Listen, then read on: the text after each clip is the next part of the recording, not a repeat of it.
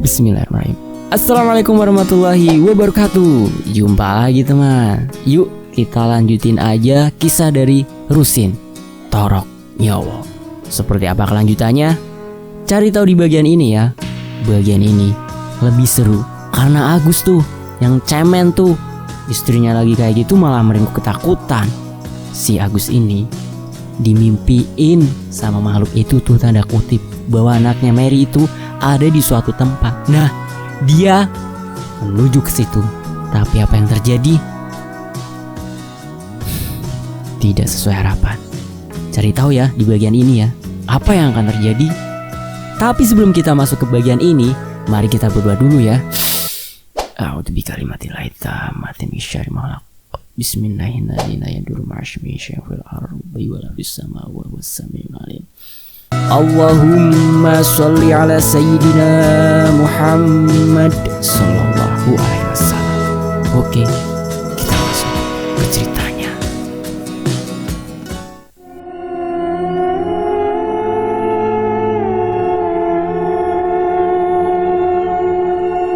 Dia tahu dahulu arwah gentayangan ibunya mengganggu Febri karena kesalahannya. Karena ia menyuruh Febri untuk menempati kamar mendiang ibunya. Namun Mbak Novi kali ini tak ada hal yang memungkinkannya untuk menerima perlakuan buruk dari makhluk-makhluk itu, bahkan Mary. Mengapa mereka menculik Mary yang tak paham apa-apa? Tak terasa 1 jam berlalu dan dia belum juga tidur. Dia keluar dari dalam kamar menuju ruang tamu. Semua orang nampak tertidur pulas karena kelelahan, kecuali Pak Le dan Pak D. Pakaian Mbak Novi nampak sudah diganti. Bule dan Bude mengapitnya di tengah. Mei tidur di sisi ibunya, Bule. Sedangkan Febri tidur di sebelah Mas Agus. Gemeratak air hujan perlahan turun, beradu dengan atap rumah, mengguyur seluruh lingkungan itu. Hawa dingin menyerbak ke sisi ruang melalui celah-celah yang ada. "Wati sing ngene yo Kang," ucap Pak Le mengobrol dengan ayah Febri. "Mongso ketiga ngene, sekalian udah nyawatis," jawab Pak D. Mereka masing-masing tahu bahwa pembahasan tentang hujan ini hanya usaha mereka untuk mengalihkan pikiran sejenak dari apa yang sejatinya berkecamuk dalam otak mereka. "Menurut sampean, awake dhewe kudu piye Kang?" tanya Pak Le kembali. Pak D tak langsung menjawab pertanyaan itu. Tangannya sibuk melinting tembakau yang akan ia hisap. "Awakmu ngerti gak sapa mbiyen kami tua sek paling diajini nok kene?" tanya Pak D. Bukannya menjawab pertanyaan Pak Le, ia justru berbalik tanya. "Sinten Kang?" "Pak Bagio." "Iya, iku Mbak Juni. Aku gak nyongko lek ternyata asline dheweke bejat ngono." Gerutunya dengan wajah datar. "Alon-alon Kang, sampean lali po iki omahe sapa? Tur meneh, awake dhewe ya durung bukti omongane Pak Adi. Iso bener tapi ya iso wae salah. Yen dipikir, opo ya ono menungso iso ngerti kedaden lawas, apa meneh dhewe ora kenal Pak Bagio?" Sangga Pak Le yang tampaknya belum percaya sepenuhnya pada Pak Adi. Berbeda dengan Pak Le, Pak D, ayahnya Febri, lebih memilih untuk meyakini ucapan Pak Adi dahulu saat menolong anak-anak mereka yang diganggu bangsa lembut di rumah ini. "Karepmu percaya ta ora, aku ora meksa, tapi seling kan awakmu angger omahe iki arep kemalingan mesti gagal. Malinge nganti esuk keweden kaya wong gendeng. Menurutmu omahe iki ije ra ono apa-apane to?"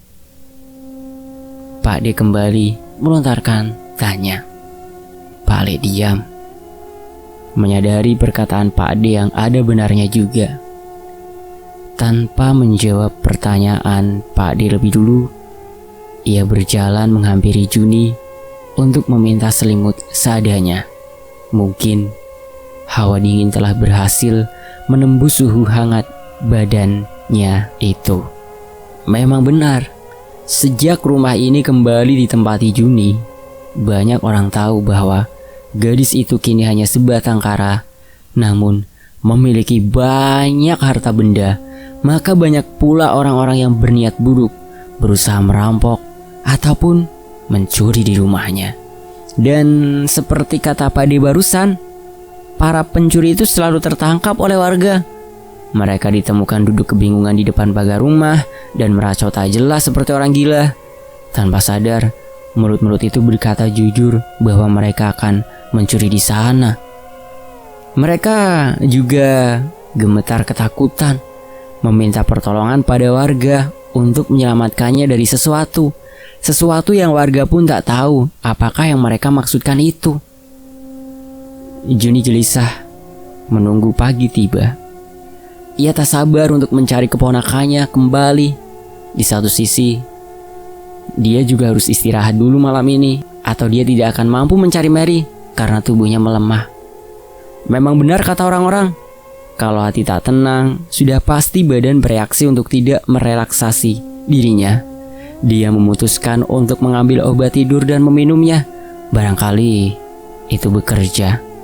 Tubuh pria itu menegang tanpa seorang pun di sekitar yang menyadarinya. Matanya tertutup. Nampaknya dia terhanyut dalam mimpi, terbawa terlalu jauh ke dalamnya. Keringat mengucur deras di seluruh badannya, terlebih di dahinya. Keringat-keringat berukuran sebiji jagung menggenang di sana. Kerah, lengan, ketiak, bahkan seluruh bajunya basah kuyup oleh peluk. Dia tak sadar bahwa kini tengah berada dalam buaian mimpi. Agus merasa dirinya tengah terduduk sendirian di teras rumah Juni. Dia bingung dengan apa yang tengah ia lakukan di sana. Langit tampak gelap, hanya cahaya dari beberapa lampu remang-remang. Dalam rumah itulah yang menerangi sekitar. Agus merasakan kehadiran seseorang ketika menengok ke sebelah rumah. Tampak bayangan seorang anak seusia anaknya. Atau jangan-jangan justru memang benar itu adalah anaknya. Ia baru ingat bahwa Mary telah hilang. Ia merasa lega karena telah menemukan anaknya. Bocah itu menggunakan pakaian yang sama persis seperti yang terakhir kali Mary pakai sore itu. "Mary, nak!" teriak Agus semangat. Bocah itu tak menggubrisnya. Ia bahkan terlihat seperti tak mendengar suara Agus sama sekali. Bukannya menengok, Mary justru berlari menjauh menuju halaman belakang rumah. "Mary, mau kemana nak? Tunggu ayah!" ucapnya yang segera bangkit untuk mengejar langkah anaknya yang semakin menjauh. Gadis kecil itu tertawa riang seperti ada yang menemaninya bermain. Agus berjingkat-jingkat karena berlari tanpa memakai alas kaki. Kini, sampailah ia di halaman belakang rumah. Gelap, tak ada cahaya sama sekali di sini. Namun untunglah, matanya masih mampu melihat sekitar, walau hanya dalam jarak dekat. Agus mengangkat satu kakinya. Agaknya ia telah menginjak sesuatu. Barusan, kakinya bersentuhan dengan benda-benda aneh yang terasa hangat. Ia menengok ke bawah, mengecek apa yang diinjaknya. Ternyata ia melewati tempat membakar sampah. Apinya telah lama padam, namun masih terasa hangat karena sampahnya baru saja ia bakar sore tadi. Ia kembali melangkahkan kakinya yang terasa sedikit risih, mencari putrinya yang entah kemana. Mary menghilang di ujung batas halaman belakang rumah itu. Tanah rumah Juni bersebelahan dengan tanah kosong. Tanah berhektar-hektar itu dulunya kebun mangga dan rerumpunan bambu milik salah satu tetangganya. Namun, kini semuanya lebih mirip seperti hutan karena ditinggal oleh pemiliknya. Warga biasanya mengambil bambu seperlunya dari sana karena gratis. Semak belukar memenuhi tempat itu, menutup hampir seluruh pohon-pohon yang ada di sana. Agus menghentikan langkahnya. Ia mengamati setiap sudut tempat itu. Kemanakah anaknya berlari tadi? Ia mendekati pohon asem besar yang telah tumbuh puluhan tahun di sana. Pohon itu begitu rindang dan tampak suram karena jarang ditebasi. Maklum, hanya Septi dan Juni yang tinggal di sana. Tak mungkin kedua perempuan itu yang melakukannya. Dia mengelilingi pohon itu. Terlihat sebuah celah di belakangnya. A'udzu bikalimatillahi tammati min syarri ma khalaq. Celah kecil pada semak di sana. Semak belukar yang sama tingginya dengan atap rumah Juni. Mungkin celah itu cukup untuk dilewati seseorang meskipun agak sempit. Mungkinkah Mary berlari ke sana. Nampaknya itulah yang ada dalam benak Agus. Tanpa pikir panjang, dia segera memasuki celah itu. Dia menahan perih saat kulitnya tergores oleh duri-duri tumbuhan liar. Langkahnya sempat terhenti karena kaos yang dikenakannya tersangkut ranting. Ia menarik paksa bajunya itu hingga terkoyak. Langkahnya kembali berlanjut. Agus bingung harus melangkah kemana lagi. Ini bukan tempat seperti tempat-tempat yang biasa ia kunjungi. Ia sama sekali tak pernah menjamah hutan, karena sedari kecil kesibukannya hanya berkutat pada lingkungannya yang jauh berbeda dengan ini. Mungkin memang benar tubuhnya kekar berotot, namun itu semua ia peroleh dari tempat pelatihan fisik. Ia tak pernah benar-benar ditimpa oleh nasib, bukan hanya fisik. Bahkan ia malu dengan kejadian yang baru saja terjadi. Ia sama sekali tak mencerminkan seorang lelaki. Ia tak memiliki jiwa yang kuat seperti orang-orang di sekitarnya. Saat istrinya berada dalam kondisi seburuk itu, ia justru ketakutan dan meringkuk tak berdaya menyaksikannya. Tak terasa, air mata mengalir di pipinya. Ia kembali pada tujuan utamanya untuk mencari anaknya. Mary, di mana nak? Teriaknya. Dia terus berjalan semakin jauh, semakin dalam, menyusuri tanah lembab di bawahnya. Yah! Suara teriakan terdengar menggema dari segala arah. Agus kebingungan. Namun di saat yang sama ia bahagia karena ternyata anaknya pasti benar-benar berada di sana. Iya Mary, ini ayah. Mary di mana nak? Teriak Agus kembali. Hening. Tiba-tiba suasananya sangat berbeda. Perasaannya ganjil. Ia merasa aneh berada di sini. Kesunyian ini tak bisa diungkapkannya dengan kata-kata. Ia merasa sedang berada di dunia yang berbeda dan dia menyadarinya. Yah! Suara itu terdengar kembali. Agus berbalik badan. Ia merasakan ketakutan yang sejadi-jadinya. Di depannya nampak jelas Mary yang tengah menatapnya ceria. Mary berada dalam dekapan sosok mengerikan. Sosok seorang perempuan dengan wajah membusuk. Matanya hampir melompat keluar dari kelopaknya dan bahkan lidahnya menggantung panjang melebihi dagunya sendiri. Makhluk itu mendekap Mary sambil mengelus-elus rambut putri Agus itu. Ia pun menatap Agus tanpa berkedip. Napasnya tersendat-sendat karena tali tambang yang mengikat lehernya. Tawa makhluk itu memecah keheningan dan kesadaran Agus. Ia berlari sekuat tenaga tanpa mempedulikan apapun lagi. Dia tak tahu arah dan hanya berlari kemanapun kaki itu membawanya pergi. Mas, bangun mas, sadar mas! Bentak Febri pada Agus yang belum pulih. Namun tampaknya Agus mulai bisa menangkap kata-kata yang diucapkan oleh orang-orang di sekelilingnya. Bibirnya masih meracau dan badannya kejang-kejang tanpa sebab. Wajahnya begitu pucat. Begitu pula dengan bajunya yang bau karena keringat membasahi seluruh tubuhnya. Piur! Juni menyiramkan air pada wajah kakak iparnya itu. Akhirnya Agus membuka mata. Napasnya mengguruh. Jantungnya memompa lebih ekstra dari biasanya. Dia sampai terbatuk-batuk karena kesusahan bernapas. Selayaknya maling yang kelelahan berlari dikejar warga. Ngos-ngosan. Sikap penuh rasionalitas yang sedari kecil tertanam di otaknya mulai mengering mati. Akhirnya ia merasakan apa yang disebut dengan ketakutan tanpa penyebab yang pasti. Tembok tinggi yang membatasinya dari rasa percaya terhadap hal gaib meruntuh sedikit demi sedikit. Dia merasakan kecamuk dalam dadanya, mengerang, tak karuan, sambil menangis dan memukuli dadanya sendiri. Kali ini bukan kesurupan. Ia sama sekali tak kerasukan apapun. Ia hanya merasa tak kuat, menahan segala perasaan yang bercampur jadi satu dan saling berbenturan dalam hatinya.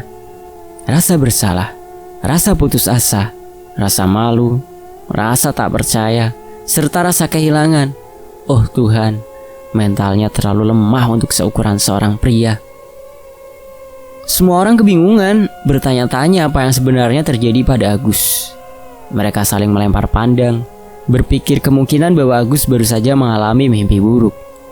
Waktu subuh hampir tiba, namun tak ada seorang pun dari mereka yang dapat tidur dengan tenang. Juni bahkan merasa kesal hingga dia berani menyiram wajah iparnya tadi. Agus yang telah kembali sadar segera mengganti bajunya dengan pakaian kering. Saat ia mulai melepaskan kaosnya, ia terkejut melihat badannya yang penuh dengan serat kemerahan akibat goresan pada kulitnya. Begitu pula dengan kaosnya, terdapat lubang sobekan persis seperti apa yang baru saja ia lalui dalam mimpi. Benarkah tadi itu mimpi? Jangan-jangan kejadian tadi benar-benar telah terjadi. Kenapa Agus tak menyadarinya? Entahlah. Memikirkannya hanya membuat kepala pria itu semakin sakit. Rasa takutnya tak bisa padam begitu saja. Tubuhnya tak bisa menyembunyikan hatinya yang sangat risau. Ia selalu meremas-remas jarinya sendiri dan menggerakkan kakinya terus-menerus seperti tremors. Namun, dia berusaha untuk menenangkan dirinya sendiri. Setelah berganti pakaian, ia segera berjalan ke teras rumah untuk merokok. Kala itu, Pak Le, ayahnya Mei, dan Pak D, ayahnya Febri, sedang berada di dalam dan hanya mengawasi Agus dari sana. Ia menyalakan korek dari saku celananya, membakar sepuntung rokok yang terselip dalam sela-sela bibir pria itu. Asap mengepul dari lubang mulutnya yang sedikit bergetar. Ia tak bisa berhenti menggigiti bibirnya sendiri karena rasa panik yang tertahan itu. Asap khas bau tembakau yang mulai memudar terbawa oleh udara yang mengalir lembut. Ia celingukkan, melempar pandang ke sana kemari. Entah apa yang ia cari sepagi itu. Matanya tak berkedip sama sekali ketika ia menemukan apa yang dicarinya.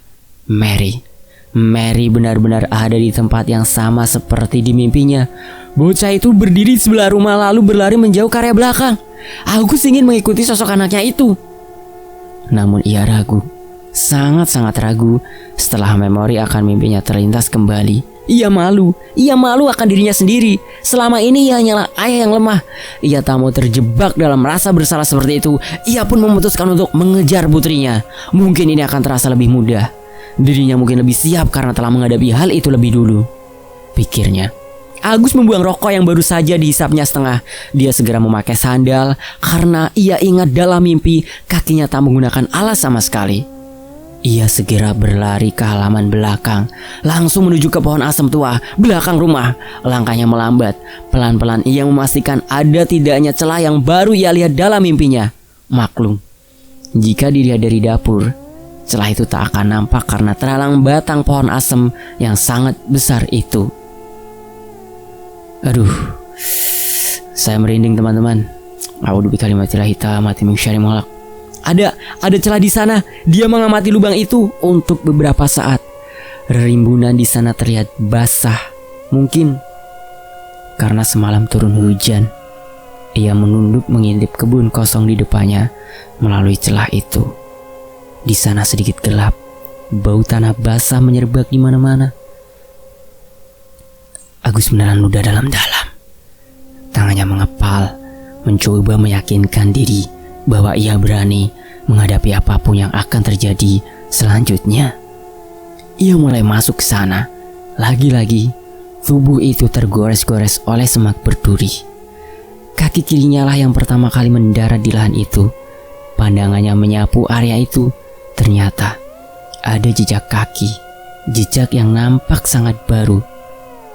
Apakah itu jejak kakinya sendiri semalam? Entahlah.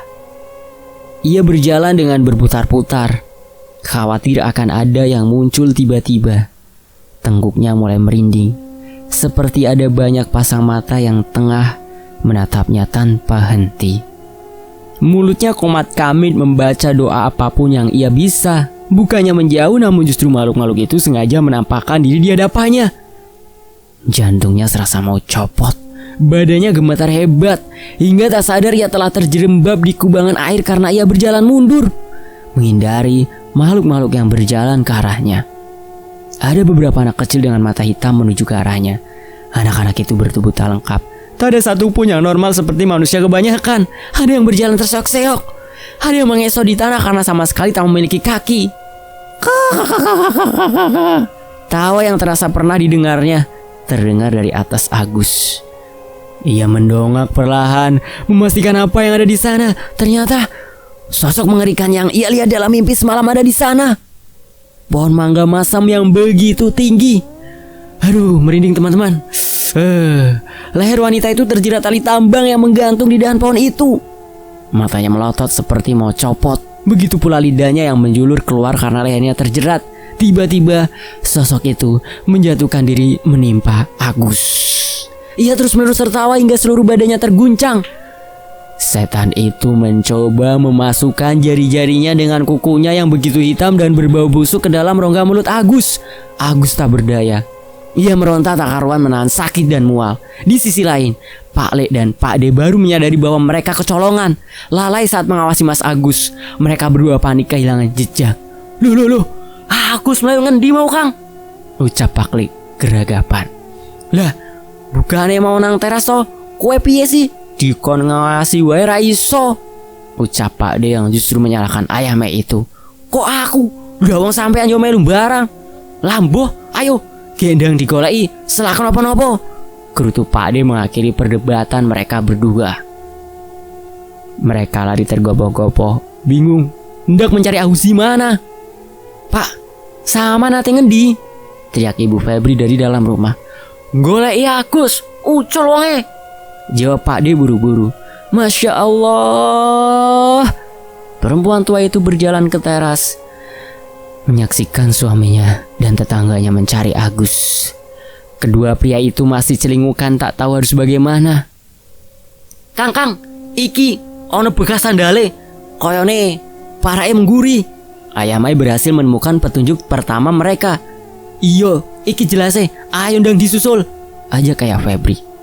Mereka pun segera berlari ke buritan, mengikuti jejak kaki Agus. Ya, jejak itu nampak jelas karena halaman samping rumah hingga area belakang rumah Juni tidak berpaving seperti pekarangan depan. Apalagi dengan adanya hujan beberapa jam lalu yang membuat tanah itu bertekstur lembek sehingga akan meninggalkan bekas jika dilewati. Loh, kok gak ono maneh Kang? Pak Le tambah bingung karena jejak itu berakhir di sekitar tempat pembakaran sampah. Suara aneh terdengar oleh kuping mereka. Suara apa kae? Mereka berdua kaget, namun segera mencari asal suara itu. Suara yang terdengar seperti seorang yang ingin muntah, seperti ada sesuatu yang tersangkut di tenggorokannya. Kono jajaran tili. Perintah Pak D sambil menunjuk ke kebun belakang. Lah, aku nek nili lewat ndi wong ra ono dalan ngene. Keluh Pak Le mulai kesal. Jika diteruskan agaknya mereka akan mulai berdebat lagi. Ia mengalah dan berputar-putar di sekitar semak batas tanah mencari jalan untuk masuk ke sana. Pak Le pun menemukan celah itu, celah yang nampaknya telah dilewati seseorang. Kang brene Kang, ono dalan celeng, teriak Pak Le. Pak D segera menghampirinya, menengok apa yang ayah Mei maksudkan. Ya, orang-orang daerahnya menyebut celah atau jalan-jalan sempit seperti itu jalan celeng. Karena hanya muat dilewati satu orang, itu pun dengan merangkak. Incengen, lagi-lagi Pak D bersikap senioritas. Karena ia lebih tua, ia berkali-kali menyuruh Pak Le ini dan itu. Moh, kok aku terus, sampean wae. Nampaknya Pak Le merasa kesal, ia menolak. Mereka beradu tatap. Pak D menarik nafas panjang. Mau tak mau ia yang kini harus melakukannya. Ia mulai memasuki celah itu. Lorone ngene Gusti. Ia mengeluh. Ngopo Kang? Pak Le bertanya-tanya kenapa Pak D terus-menerus mengadu. Sesampainya Pak D di ujung, ia segera memanggil Pak Le. Kurang ajar, wong tua dikerjani, gerutunya. Ndang gak mrene, gak nopo-opo, gagian, serunya kini. Pak Le tak pikir panjang, langsung melewati jalan itu setelah Pak D. Ia pun merasa kesakitan karena semak-semak itu. Mereka berdua pun merinding karena sudah lama sekali tak mengunjungi kebun tak terurus ini. Hawanya sangat berbeda. Meskipun ada di area pemukiman, namun tempat ini seperti tersisih. Kayak Agus kayak, seru Pak D yang tak menyangka akan benar-benar menemukan Agus di sana. Pria itu tengah mengerang. Tubuhnya memberontak kesakitan. Tangannya seperti tengah mencekik lehernya sendiri. Mulutnya menganga lebar seperti tengah dijejali sesuatu. Pria itu tahu banyak seekor kerbau yang tengah berguling-guling di kubangannya. Pak Le dan Pak D segera berlari tergopoh-gopoh menghampiri Agus, membantu menyadarkannya. Kudu dipiye iki Kang? Mereka berdua saling tatap. Keduanya gugup. Awakmu ndang jupuk parang. Cepet kayak bebadalan. Bocah iki tak tunggu nane. Jelas ayah Febri. Pak Le pun mengangguk setuju. Ia segera melakukan apa yang diperintahkan Pak D. Ia pergi ke rumahnya untuk mengambil parang. Kini di sana hanya ada Pak D dan Agus yang tergolek lemas di sampingnya. Pria tua itu bingung dengan semua yang terjadi kali ini. Mengapa hantu-hantu sialan itu mengganggu mereka tiada henti? Padahal nyatanya tak ada satupun dari mereka yang ada sangkut pautnya dengan kematian Septiani. Karena ia sendirilah yang memang ingin bunuh diri. Tak berselang lama, Pak Le datang membawa golok dan parang. Mereka membuka jalan akses keluar masuk kebun ini dari halaman Juni. Mereka membabat habis semak-semak itu hanya dalam 15 menit. Segera diangkatnya tubuh Agus. Walau sudah berumur, namun keduanya sangat kuat. Maklum saja, ayah Mei adalah seorang perhutani. Tentu saja fisiknya telah terasah. Begitu pula dengan ayah Febri. Dia mungkin memang jauh lebih tua dari ayah Juni sendiri. Namun, sehari-hari ia bekerja di sawah. Pekerjaan yang membuatnya biasa melakukan kegiatan menguras tenaga. Baginya tubuh Agus tak ubahnya 2 karung gabah. Tubuh mereka bertiga penuh lumpur, begitu bau dan kotor. Mereka tak memutar masuk lewat pintu depan, melainkan dari pintu dapur. Mei beserta Juni yang tengah memasak sarapan ternyata kaget melihat mereka bertiga, entah datang dari mana hingga begitu kotor. Terlebih kakak ipar Juni yang barusan Juni guyur wajahnya, kini tergolek pingsan dipapa oleh kedua orang tua itu. Mereka bertiga masuk dalam kamar mandi dan membersihkan diri. Entah bagaimana cara mereka berdua membersihkan tubuh Agus yang tergeletak itu. Mei tanggap, ia segera mengambil baju ganti untuk ayahnya dan kedua orang lainnya. Juni tak mempedulikan kakak iparnya itu. Ia melanjutkan masakannya. Sebenarnya hari masih gelap, matahari masih jauh bersembunyi. Namun karena Juni dan Mei kesal tak dapat tidur nyenyak sama sekali, akhirnya mereka memutuskan untuk memasak. Saat keluar dari kamar mandi, ternyata Agus sudah sadar. Pandangannya kosong. Begitupun wajahnya, begitu pucat. Mereka berkumpul lagi di ruang tamu. Kring, kring, kring. Dering telepon rumah membuyarkan lamunan mereka. Jujur saja, mereka tengah memikirkan hal yang sama. Hal-hal yang digali dalam dan dibeberkan oleh Pak Adi dulu. Tak ada yang tahu kebenarannya, karena tak ada saksi mata maupun orang yang membuktikannya. Rahasia besar yang harus dipendam seumur hidup oleh mereka yang mengetahuinya. Begitu gelap dan mengerikannya sejarah rumah ini membuat mereka bergidik ngeri. Halo, ucap Juni mengangkat telepon. Jun, ini Pak Adi. Bapak pulang lebih cepat. Mungkin sebentar lagi sampai rumah kamu. Tolong siapkan barang-barang yang Bapak sebutin ini ya, perintah Pak Adi pada Juni. Juni mengangguk dan segera mencatat seluruh keperluan itu. Ia meminta tolong pada Febri dan Mei untuk membantunya memenuhi semua. Mereka mencarinya di rumah masing-masing. Untunglah barang itu terkumpul tepat waktu. Assalamualaikum. Suara seorang pria mengucap salam dari ambang pintu. Saat itu memang pintu mereka biarkan terbuka. Waalaikumsalam, jawab mereka serentak. Belum genap pukul 6 pagi. Udara dingin semakin menusuk orang-orang hingga ke tulang-tulang. Pak Adi yang baru sampai pun terlihat kedinginan hingga ujung-ujung kuku dan bibirnya membiru. Pak Adi mengamati Mbak Novi yang belum juga sadarkan diri. Sorot matanya iba. Kemudian ia melihat sekeliling. Pandangannya bertemu dengan mata Mas Agus yang juga sedang menatapnya kosong. Nah Febri, Bapak boleh minta tolong? Ucapnya tiba-tiba. Iya Pak, tolong apa ya? Tanya Febri yang segera beranjak. Tolong Isi genuk air yang Bapak minta tadi, jawab Padi sambil melirik Agus yang duduk bersandar dinding sambil memeluk lututnya erat-erat. Febri mengangguk paham. Ia segera melakukan apa yang diperintahkan Padi tersebut. Ia menggotong genuk. Genuk itu gerabah berbentuk ember besar ke depan kamar mandi dan mengisi mereka penuh oleh air. Kalau di daerah teman-teman ada yang nyebutnya genuk juga, berarti teman-teman satu daerah dengan lokasi kejadian ini. Tapi tetap dirahasiakan ya. Oke, lanjut. Nak Mei, Bapak boleh minta tolong juga ke sampean. Senyum Padi mengambang. Iya Pak, boleh silahkan, jawab Mei. Tolong ya, buatkan Bapak tali panjang dari sabut kelapa yang Bapak minta tadi ya. Baik Pak, sanggup Mei yang segera menyusul Febri ke belakang.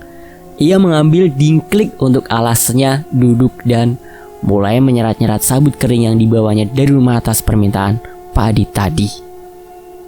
Dinglek, tempat saya juga namanya Dinglek tuh, sama. Bising suara digit tikus dan curut terdengar riuh. Hewan-hewan pengerat itu seakan tengah berparade, beramai-ramai keluar dari seluruh celah dan mengerijak seluruh barang-barang yang ada di dapur. Bahkan kaki Febri pun hampir menjadi sasaran gigitannya.